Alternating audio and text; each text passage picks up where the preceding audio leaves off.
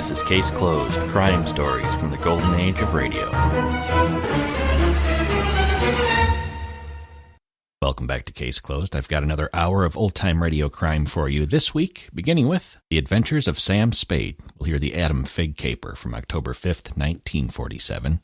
After that, it's Unit 99 and Possible Market Burglary, their episode from November 15th, 1957. The Adventures of Sam Spade, Detective, brought to you by Wild Root Cream Oil Hair Tonic, the non-alcoholic hair tonic that contains lanolin. Wild Root Cream Oil, again and again the choice of men who put good grooming first.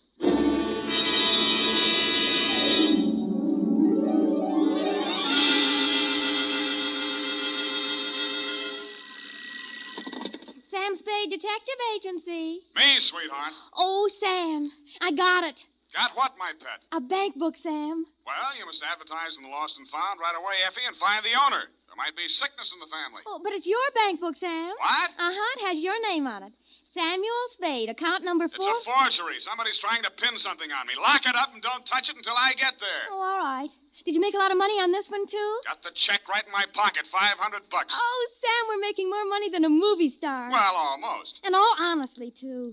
600 last week and 500 this week. Yeah, how about that? And Life gives a 3-page spread to I Spy Moulton. But we mustn't let it turn our heads, Effie. No. We gotta stay in there pitching.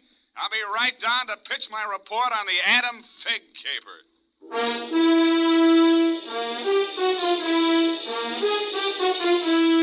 Dashiell Hammett, America's leading detective fiction writer and creator of Sam Spade, the hard-boiled private eye, and William Spear, radio's outstanding producer-director of mystery and crime drama, join their talents to make your hair stand on end with the Adventures of Sam Spade.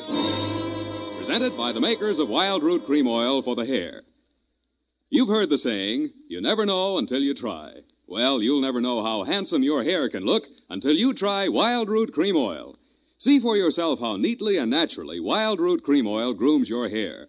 Note how effectively it relieves annoying dryness and removes loose, ugly dandruff. You can get Wild Root Cream Oil Hair Tonic in either the big economy-size bottle or the handy tube. Or you can ask your barber to use it on your hair. But by all means, try it. Don't delay. Get it today. Wild Root Cream Oil. Again and again, the choice of men who put good grooming first.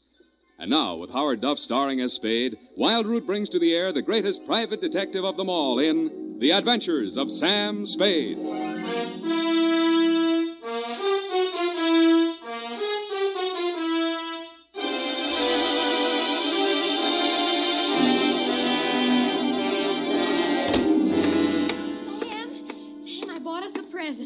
Oh, you're going to love it. Well, we gotta watch these expenses, Effie. There's always something. Yes, but this will be saving. It saves confusion. It saves fretting. Mm-hmm. Now, this gadget here, what is it? It's a minute robot.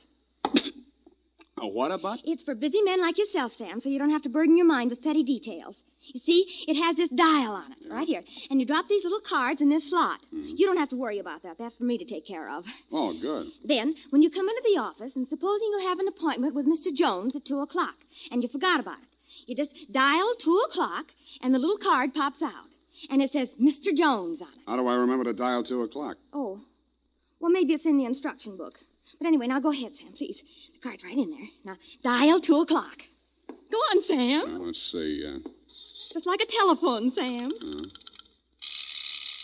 Now what do I do? Well, give it time, Sam. It's thinking. Must have forgotten. Jones. Mr. Jones. Effie, do you think it's dead? Oh, Sam, I don't understand it. It was working perfectly. Well, I'll take it straight back first thing in the morning. You'll have to. It'll never find the way itself. You got your book, sweetheart? Yes, Sam. I don't understand. It was working perfectly. Well, that's all right, honey. It doesn't matter. Date October 5, 1947, to Hillary Exxon, Esquire, from Samuel Spade, license number 137596. Oh, honey, it's only a memo robot. Subject, the Adam Figg Caper.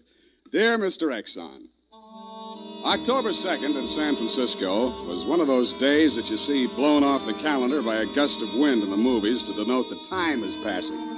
It was a day for scraping off the minutes with a fingernail file, and wondering whether the display ad I'd paid for in the classified section of the phone book wasn't just a waste of money. It certainly wasn't the day I'd expect a leprechaun to walk into my office. He said his name was Adam Figg.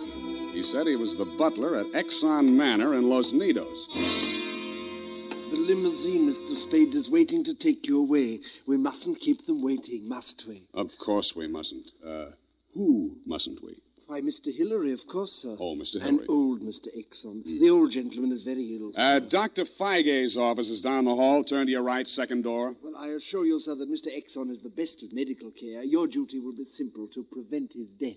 Do I donate blood or just frighten away the evil spirits? Oh, it isn't quite that, sir. Someone is trying to kill Mr. Exxon. He's a very sick man, and I'm sure he'd prefer dying from natural causes. I get $25 a day in expenses. Here is an ample amount in advance. But you should know, sir, that the old man is a nasty, cantankerous, villainous, crooked, intimidating... $500? Please, Fig, you're talking about the man I love. Los Nidos was at least an overnight caper, so on my way out, my lovely and charming secretary, Miss Perrine, handed me a brown paper bag which contained A, one pair of socks, darned, B, one shirt, ironed, and C, the apple which she always polishes for me the night before. We arrived at your large Southern-style mansion 2 hours later. Fig! Oh, Fig, where the devil have you been? To the city, sir. I can't find the keys to the liquor closet. Where are all the maids? What happened to that cook we hired yesterday? Who is this man, and why is he wearing that necktie? This is Mr. Spade, sir, the detective. I'm Hillary Exxon. Come in, please. Go on upstairs, Fig. See what that girl is doing to my father. I don't believe she's in this at all. Very good, sir. In here, Mr. Spade. Pardon the condition of the house. The old man has been firing the servants again. Your father, you mean? Yes. Every time he gets shot at, he fires all the servants. He gets shot at pretty often? About once a year. In the fall. You always hire a detective? No.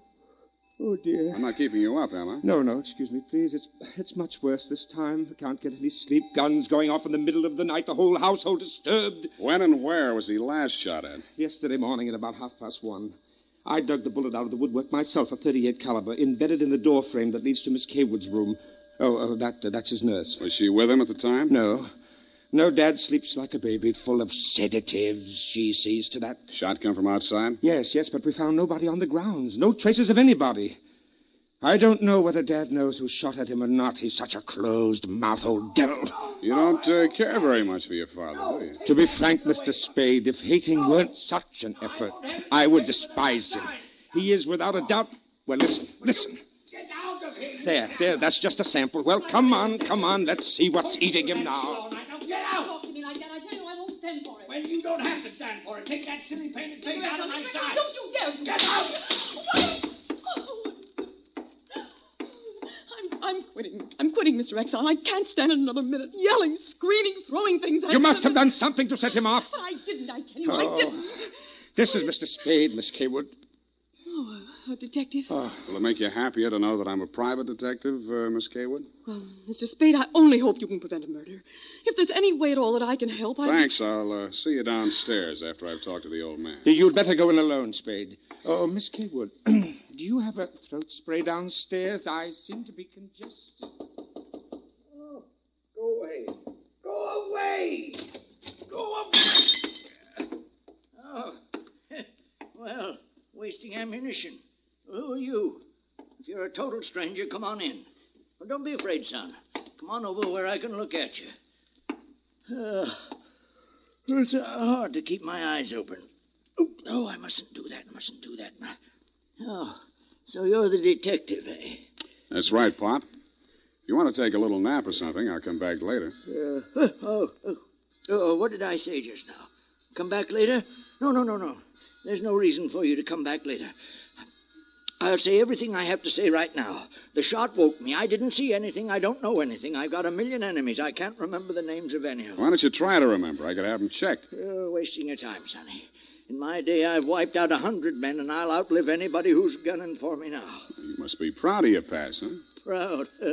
Sonny, A past like mine is the finest thing an old man can have. I've swindled my partners and betrayed my friends. I've turned state's evidence just to see my associate get sent up for 20 years. And they say my wife died under peculiar circumstances, and I got rich off her insurance. Now I'm done talking. Do me a favor, son, please. I've got to get a half hour, 20 minutes sleep alone. You'll keep them out, everybody. Please, will you? Sure, Pop. Go ahead. Go on, sleep. Oh, thank you.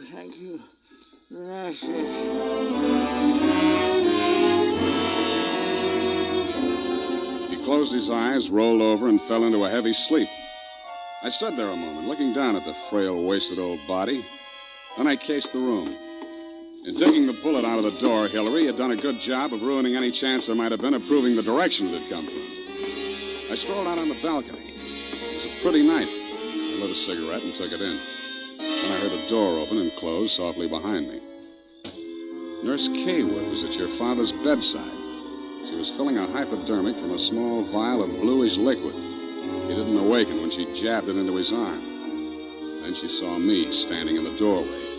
She hastily dropped the medicine vial into her uniform pocket and came around the bed to meet me. Oh, Mr. Spade, thank heaven. Why, when I saw you standing there in the half night, I thought you might be... Thought I was who? Why, the man who fired the shot. There was a man? I don't know. I didn't see it happened. I just assumed that... You shouldn't have done it. I warned you, Eleanor. Oh, we're disturbing him. Let's talk outside. Okay. Oh, it's good to breathe something besides sick room air. I thought you got used to things like that in your profession. Why are you so unfriendly, Mr. Spade? Nurses are human, aren't detectives? Try me, sweetheart. Oh, I know what you're thinking of me. But after a week in this horrible house, that poor old man, he's frightened. He's really frightened. What of? Why, the shots. 38 caliber or hypodermic? Surely you don't think that He's supposed to be under sedatives. The doctor's orders. Sorry, sweetheart. It's my job to suspect everybody. Can't you forget your job, even for a moment? Sure.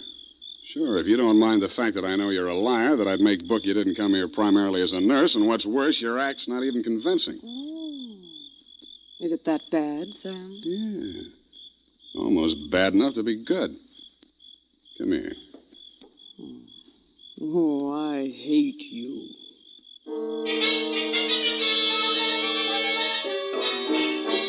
It was a very satisfactory love scene for both of us. For reasons of her own, Barbara wanted to keep me out of that sick room for a while, and she did.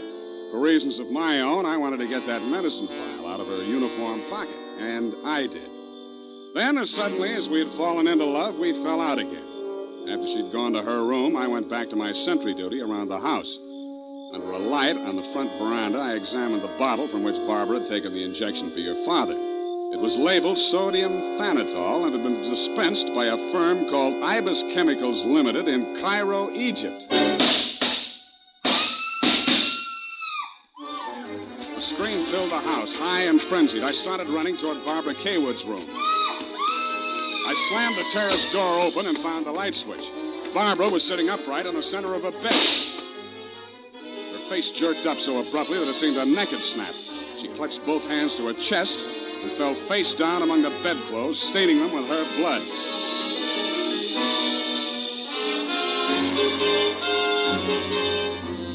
I don't know whether I went through, over, or around the screen that stood between her room and the old man's. I circled Exxon's bed. He lay on the floor on his side facing the window. I went outside. A .38 automatic lay on the ground a few yards away from the building. I put that into my pocket and listened. No shadows moving. Nothing. Then he was on me before I could be sure he wasn't a medium-sized tree. Break your back. Be the light. The warm stuff on my cheek might have been the thing's blood or mine. It gathered me up and bent me back and tore at my throat. Then I remembered that hands are stronger than fingers. I started with his thumbs.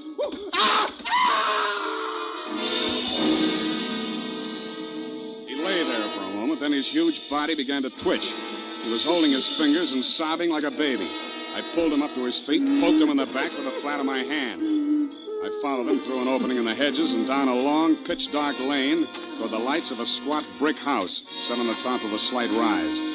As we approached it, a door opened and light streamed out onto the porch. The tall man framed in the doorway was the last person in the world I expected to see. Ah, Marcus, you brought him. Oh, master, very delightful service, but have much pain in fingers. Always complaining, Marcus.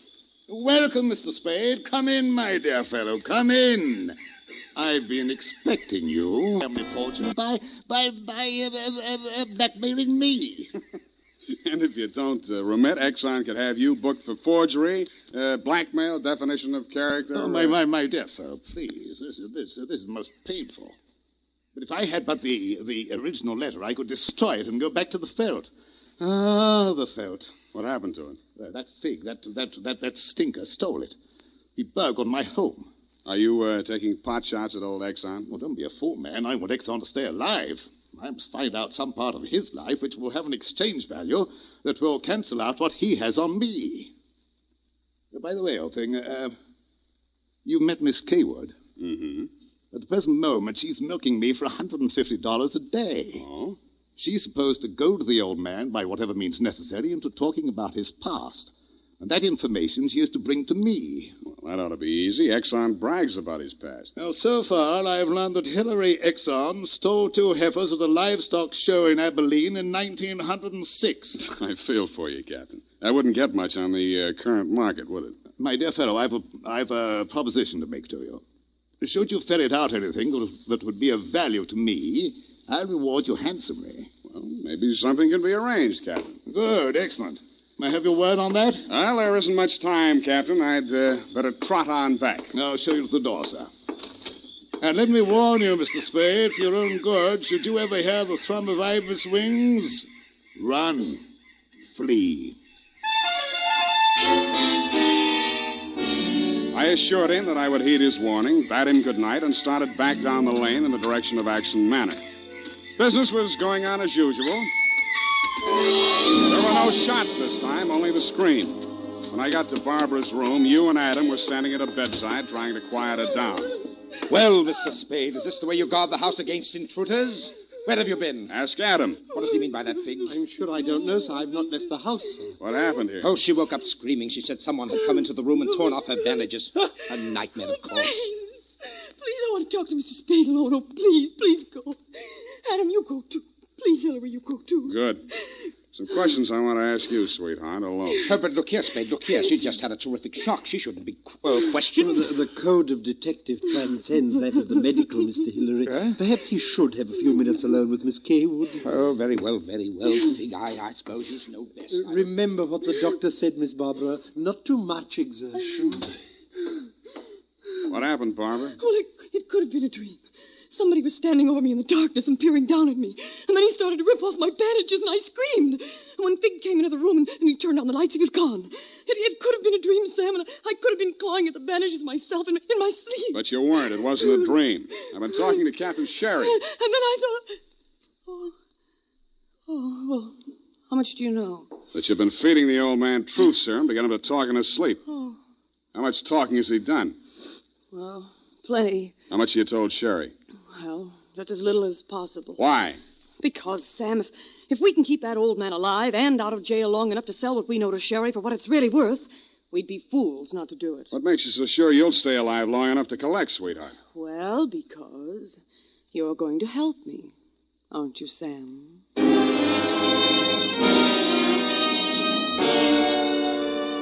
So I helped her, but not for the reason she thought. I made a lot of noise leaving her room and going to mine.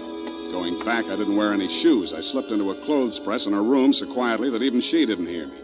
I left the door slightly ajar and waited. Time passed, and I was stiff from standing still. It happened at about 3 a.m.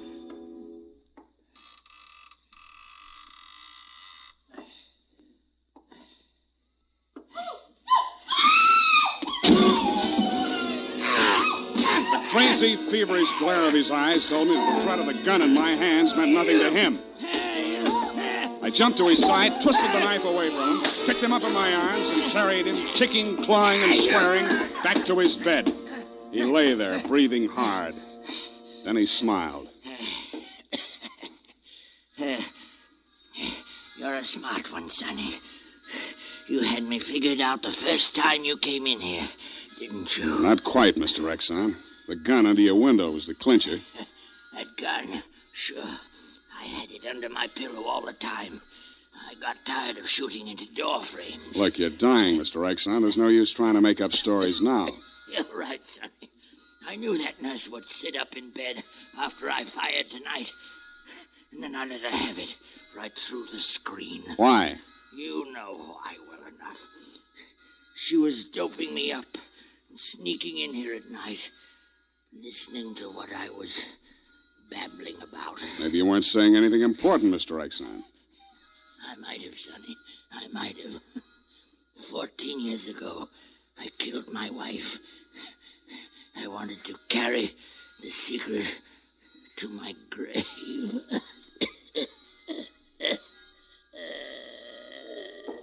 You nearly made it at that. Mr. Spade, what's happened? Is he dead? He's dead. Did he say anything, sir? Did he confess anything? You must tell me if he said anything. I didn't hear him say a word. Well. Yeah, Mr. Spade. Charged with a certain texture, a significant quality. There's a certain smell, yes. And omen. You can inhale it, sir. Journey thou to Nairobi on the veldt.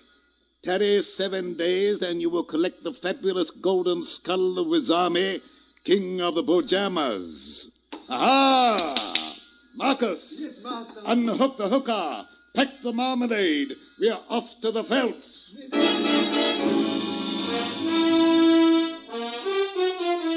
Just then, a flock of birds broke across the horizon, screaming. There must have been thousands of them, but not ibis, Mr. Exxon. Vultures. I suppose if you're going to pay any attention to omens, it's a good thing to know your birds. Period. End of report.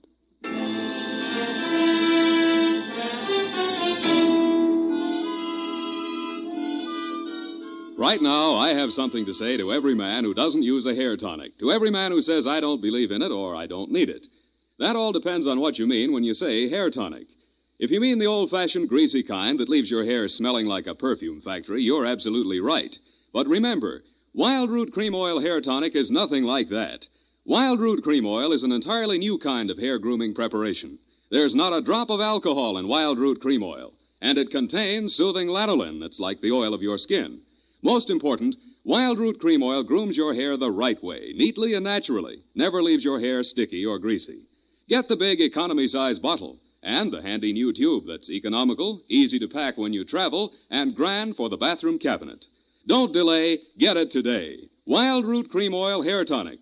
Again and again, the choice of men who put good grooming first.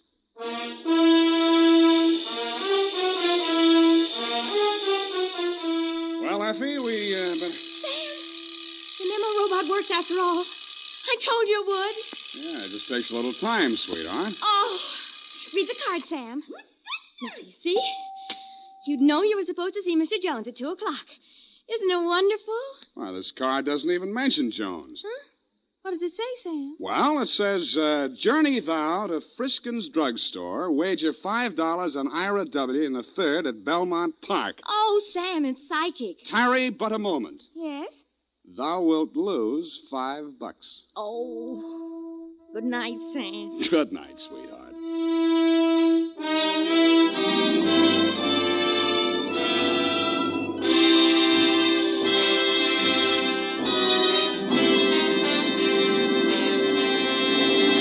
The Adventures of Sam Spade, Dashiell Hammett's famous private detective, are produced and directed by William Spear. Sam Spade is played by Howard Duff. Lorene Tuttle is Effie. The Adventures of Sam Spade are written for radio by Bob Tallman and Gil Dowd, with musical direction by Lud Gluskin. This is Dick Joy, reminding you that next Sunday, author Dashiell Hammett and producer William Spear join forces for another adventure with Sam Spade, brought to you by Wild Root Cream Oil. Again and again, the choice of men who put good grooming first. Smart girls use Wild Root Cream Oil, too, for quick, good grooming and to relieve dryness between permanents. Mothers say it's grand for training children's hair.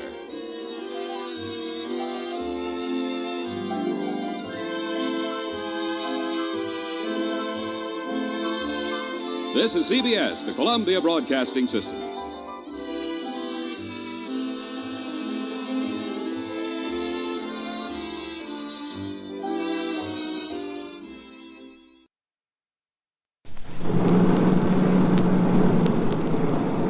KMA 907, Sacramento Police. Unit 99, are you in the clear? Unit 99 to KMA 907. Unit 99, Sergeant Meredith, 909, in service, on the air. This is Sergeant Dan Meredith of Unit 99 at Headquarters, Police Department, City of Sacramento, California. My detail is to ride in Unit 99, our tape recorder-equipped radio car, and to respond whenever the dispatcher transmits a signal to one of our other units on duty somewhere in the city. At the scene, we make the recordings which we provide for this program. Now, to tell you more about Unit 99, here is our chief, James V. Hicks, Sacramento Police. When Unit 99 takes off on the dispatcher's radio signal, everything which happens is real. What you hear, happened. This is the standing order to Sergeant Meredith, the officer in charge of Unit 99. Get it on the spot while it's going on. And as you listen, this is what Meredith does. Now to Unit 99 and Sergeant Dan Meredith on duty. Unit 4, a 460, now at 56 and H, Henry. Code 2. Units 29 and 31, cover in.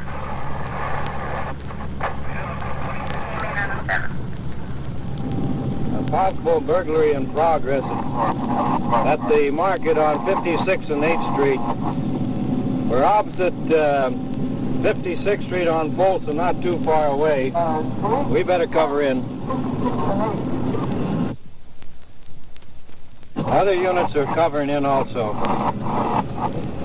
Those are traffic officers. 257, 270 also covering in on that. Unit 99 will be in cover too. Here's a group of fellows at the market. We're first to arrive. What seems to be the trouble? Somebody tried to break in. Somebody tried to break in? Oh, really busy. Is anybody inside? No. I don't know, but saw one guy cut out. So one guy out. I was the one that called in. 5 to 924 to 3rd. Inside. What was that? When I live across the street, I called him. When I saw it, I looked out the bedroom window and I saw a fellow's last leg going through. That's what I thought I saw. That's why I called in. You didn't see anybody come out yourself? No, I've been watching it ever since. No one's come out. I saw him. He left. Yeah, It was the car that left that way, see? He parked his car over there, see? Did you find the type of car or see the license number? What's the lobby? License old model number, car. It's my daughter. She got the license number out the window. From upstairs. Oh, she has the license number. She's already called it in the police station. Detectives Relis and Rogers are here. Let's get out. Yeah, we'll go inside. Pretty well lighted up inside. It looks like a big rock over there. It looks like something in the alleyway over there. The whole glass is knocked from the outside inwardly. It's all on the floor of the store. In fact, it's scattered way back to about 20, 25 feet. Fragments of glass. Detectives are going in with their shotguns. We're at the back of the store now. Oh, it looks like a coil from an automobile. Don't touch it. We might be able to get prints off of it. Did you find anything? That looks like the thing that they threw the door, Marty. You check on what was missing. The registers are clean. Was there money in it before? No money in the registers. Did you have money in the registers before? No, we took the money upstairs already. Oh, they'd been upstairs? No, we took the money. We was upstairs. Yeah. Oh, you were upstairs when they came in? Yeah, we heard the noise. I was standing up there and looked down there, didn't see nothing. When my friend go home, he saw the guy climb up and he yelled at me. But you don't leave any money. You leave the registers open. Yeah, no money. You take the money with you. All right. Do you think you could identify this man if you saw him again? Is anybody around here? Any of your friends? I just come in that way. I just saw somebody. Well, where were you when you saw this, when you saw the man? I opened the door, my friend go out.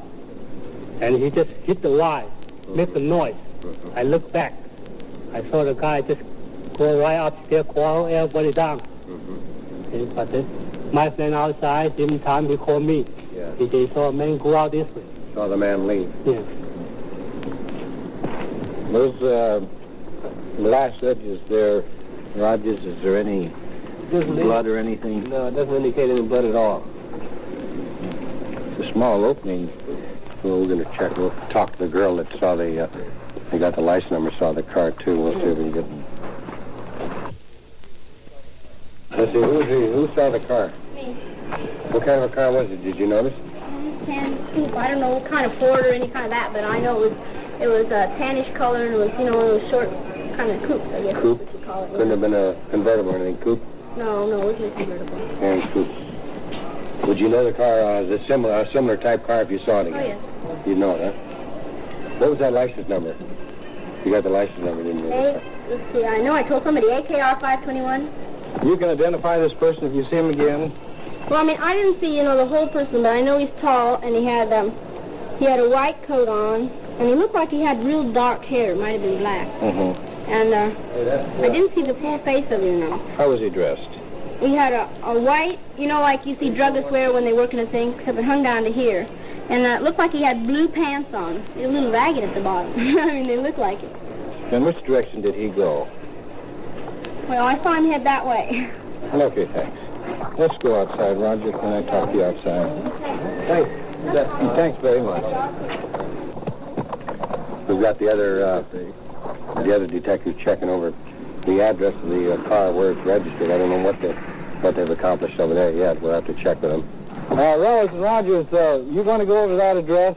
Yeah, we're going to check over there. All right, we'll follow you over. We're at the location of where this person is supposed to reside. Detectives are spotting on the house. Is that the car over there, Jim? No. Is that the house? That's the house. That's the car. You haven't seen the car at all? Back yet. Turn that off. Okay, we'll spot with you for a while. We're parked in one side of the street in the alley. I see Detective Sergeant Lyons going through the dark alley on the other side, checking over the backyard of that residence. Pretty eerie out here tonight. It's been raining, overcast, very quiet.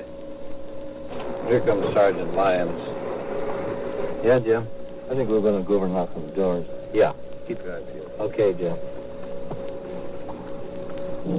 I can see the house from here. The officers have just gone in. I noticed through the window, too, a lady and a man answering the door. The officers are now going in. The house is all lit up. Previously, it was dark.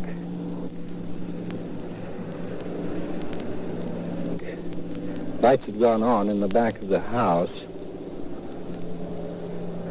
We'll stand by and see what the result is.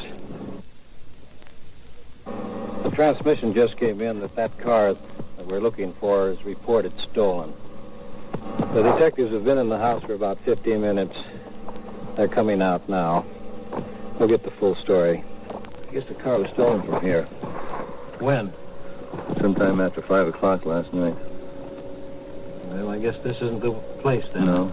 These people apparently are responsible persons. They have any children? One, he's 25 years old, a college student. He's been home all night.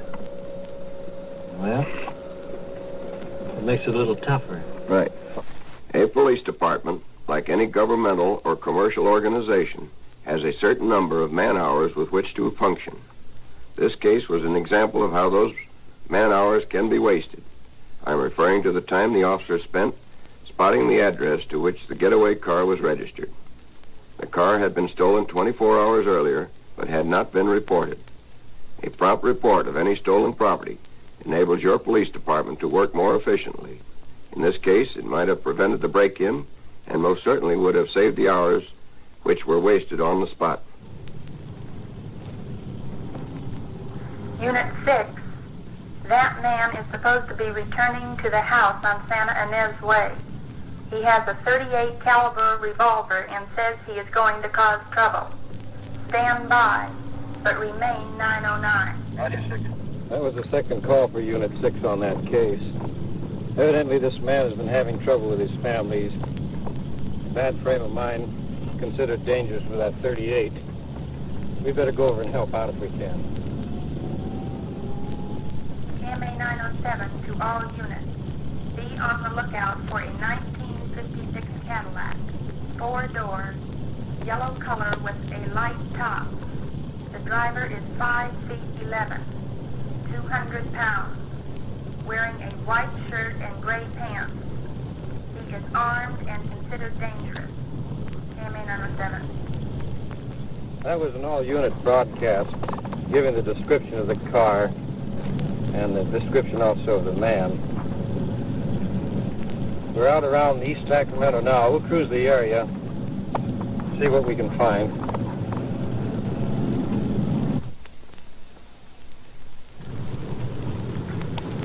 Go ahead, 257. That car just turned east on San Ynez on N Street.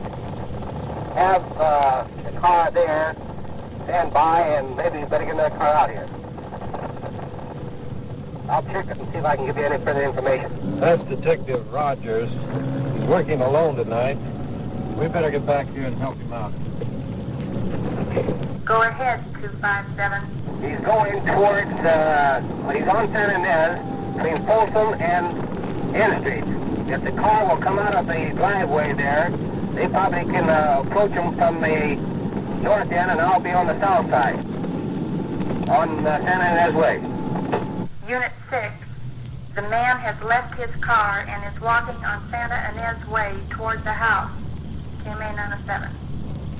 We're going south on San Ynez. There's the house over there. Unit 6 is waving us in this direction. Let's go down here. We'll turn here at N Street. There's a fellow over there behind the tree. White shirt, heavy build. Looks like him. Keep on going down to the next corner. We'll make a U-turn and come back.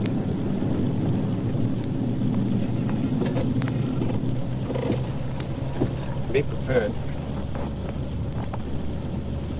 You still there? Unit 99 to KMA 907. Go ahead, 99. Will you inform Unit 6 and 257 that the suspect is at the corner of San Ynez and N Street? Okay, 99. Unit 6 and 257. Your suspect is at Santa Ynez and N, Nellie. KMA 907.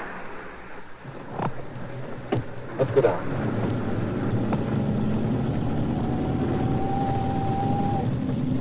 Okay, let's get out. Quick.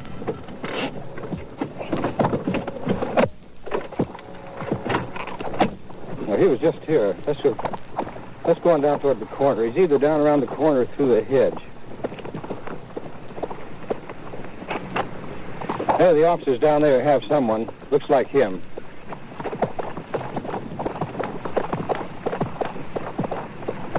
Detective Rogers has him with another officer. Now, what have I done? What did you leave your car down in the corner of 30, I wanted to walk down here and see was I welcome in with my home, which my wife's mother asked me to come in with my family last week. I'm not here to fight with anybody. He's clean on. Yeah, he's clean now. I'm clean. I haven't got anything on me. What were you hiding behind the tree for, then? I wasn't hiding behind anybody. You certainly were when we turned the corner. I walked there to turn the corner and go down to my wife's and see what it was all about. Where does your wife live from here? Right down the street, then. Well, why are you down this direction here, opposite? Because I happen to know her pretty well. We'll go down and check the automobile. We're going down to check the car out, see if the gun that was reported is in it. We're at the car. Rogers is going through it. See anything yet, boys? No, I haven't found a weapon. I wonder if he had discarded it somewhere. Was he running when you stopped him? He was walking at a very fast pace. Very nervous, excited. Officer Lopez is talking with the man now. Now, what kind of a revolver is this that you own? You own a revolver, I haven't got a revolver at all. I don't say that you have it with you. I'm asking you, you own a revolver, is that right? No. My revolver that I had last week, I should say, wait a minute, I'm far ahead of my story, was stolen from me. Oh, it was stolen. When was it stolen? The North Sacramento police will vouch for that. When was it stolen? In June of last year. That's untrue, and you know it's untrue. Your wife had it just last week. A revolver I had? Yes, a revolver that you own, a .38 caliber. Now, where is it? Let's call up the North Sacramento chief of police, and he'll tell you that it was stolen from me. Where is your gun now? I haven't got a gun. Well, you had one over at your house. I had a .38 was stolen from me. Now, how long ago? Last June. June of last year. Did you ever report it? Yes, sir. To the North Sacramento police. Where was it? Where's the gas away? Now, how is it that your wife said you had a gun just last week? I don't know what my wife has to say. She's pretty bitter to me. I don't know what it's all about. Now, what she's got to say, what I can prove to you by Percy Gasaway of the North Sacramento chief of police today. I will assume that a revolver was stolen last June. What happened to the revolver that you had tonight? I didn't have a revolver tonight. Didn't you threaten her? No, sir. You called her up over the telephone just about a half hour ago, less than a half hour ago, about 15 minutes ago. Where did you call her from? I didn't call her from anywhere. I told her that I would like to come out and have a place to stay tonight because I'd like to have some place to sleep. Didn't she give you a $10 bill to rent a motel room and you tore it in half tonight? That's right. Yeah. No, I haven't done anything wrong. I haven't threatened anybody. I haven't done anything that I could really say was wrong. Well, what do you suppose would cause your wife to get as upset as she is if you hadn't started something tonight? Well, I'll tell you what happened because I lost my business last summer. Mm-hmm. So a few weeks ago, we sold our home.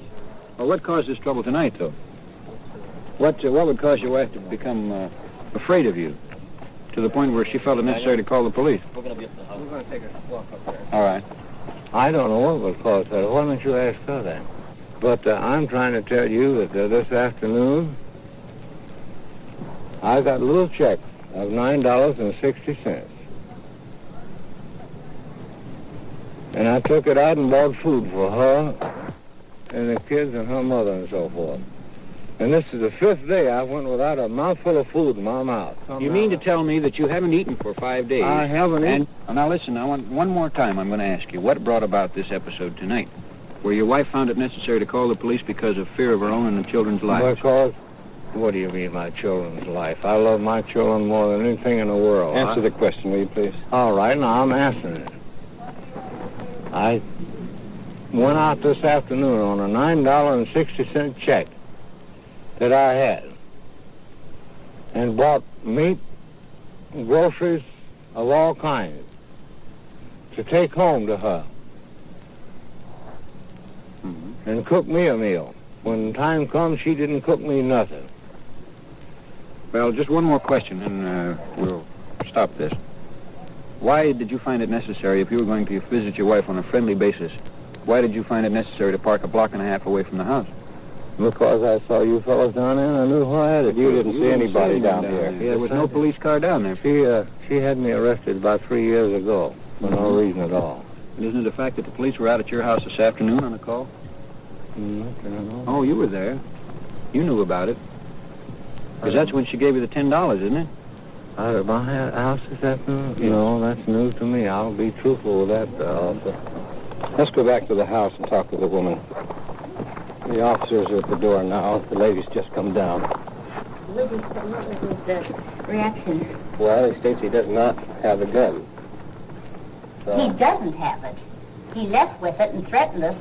Did you see it in his hand? Oh, certainly I did. He was right here. Yeah, he threatened us because my mother asked him to leave because he's been heckling me all day. It's just, in other words, mental cruelty. It's just one thing after the other. Mm-hmm. So he went out, and he didn't have any money, and so anyway, he didn't have a paycheck, and in the meantime, we had sold our home and came in here and gambled all the money away, so he didn't have any money. About the gun, what kind of gun was it? Automatic? It's an Army pistol, and I think it's a .38. Mm-hmm. Did he brandish that gun before you tonight? Oh, he sure did. Did he threaten your life? Oh, he certainly did. Is it an automatic or is it a revolver? No, it's an automatic. Then over the phone he called a little while ago and he says, well, please to know, please. He says, I'm coming out. And he says, I said, well, you threatened my mother and you can't stay here anymore. I said, I can't trust you. I said, you lied to me and tricked me this afternoon and you came up and he says, I'll get that old lady first. And I grabbed him by his clothes and I tore a button off and I screamed. I thought, well, I'll attract some attention to warn them. And by golly, he turned right around and went out.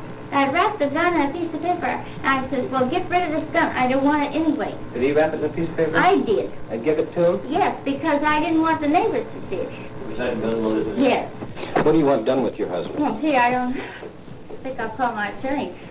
Well, I don't know. I can't go on like this. What else should I do? Well, you can charge him for disturbing the peace, for one thing. Yeah. If you so desire. Yeah. But you'll have to appear against him tomorrow in court. Mm-hmm. Is that your desire?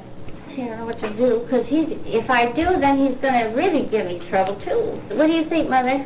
Might as well go through with it and get it over? Sure, get it over with. Okay. I'll be there at 9 o'clock. You'll be there at 9 o'clock. Good night. We're back at the car with Officer Lopez. Manuel, we talked with the lady, and she said that was an automatic. And he had it this evening. He did have it this evening? Yeah. In fact, he brandished it before her. What make of automatic is this that you own and that you had in your possession tonight? Now, let's have a straight answer on this What do you mean, that automatic I had? Yeah. It was 32 Colt. 32 Colt. Where is it now? I gave it to a friend of mine tonight. Who? At the club in North Sacramento. Why? Because I owed him money and I gave it to him. That was why. Didn't you threaten your wife with that gun tonight? No, I didn't threaten nobody with any gun because I gave it to him wrapped in an original newspaper that she gave it to me. Did you or did you not threaten the life of your mother-in-law? No, sir, I did not. Yeah, Manuel, she's going to prefer charges against him. She's coming down in the morning and sign the formal complaint. She is now signing the informal complaint against him and was advised. So, next step is to take him in. Yes, we'll take him in and book him in. 32. Come on, get in the car, let's go. You may not have realized it at the time, but that was a close call for Unit 99. A violent man, supposedly armed, hiding behind a tree. And they passed within 15 feet of him in their plainly marked car. Fortunately, he had disposed of his weapon. As happens frequently, the wife refused to sign a formal complaint against him, and he was released the next morning. This is Unit 99 in Sacramento, California. These on-the-scene tape recordings were provided by the Sacramento Police Department and were made on duty by Sergeant Dan Meredith in Unit 99. Your host is Chief James V. Hicks of the Sacramento Police Department. KMA 907, Sacramento Police. Unit 99, are you in the clear? Unit 99 to KMA 907. Unit 99, Sergeant Meredith, 909, in service, on the air.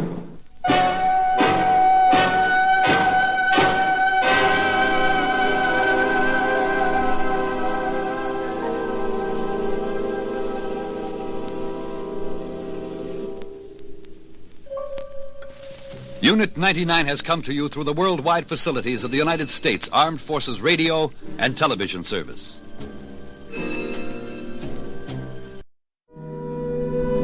That's case closed for this week. I hope you enjoyed it. You can find more from Unit 99, Sam Spade, and thousands of other old-time radio episodes at relicradio.com. You can also listen to our Shoutcast stream there and donate if you'd like to help support this and all of the shows. It's how these shows keep coming to you every week.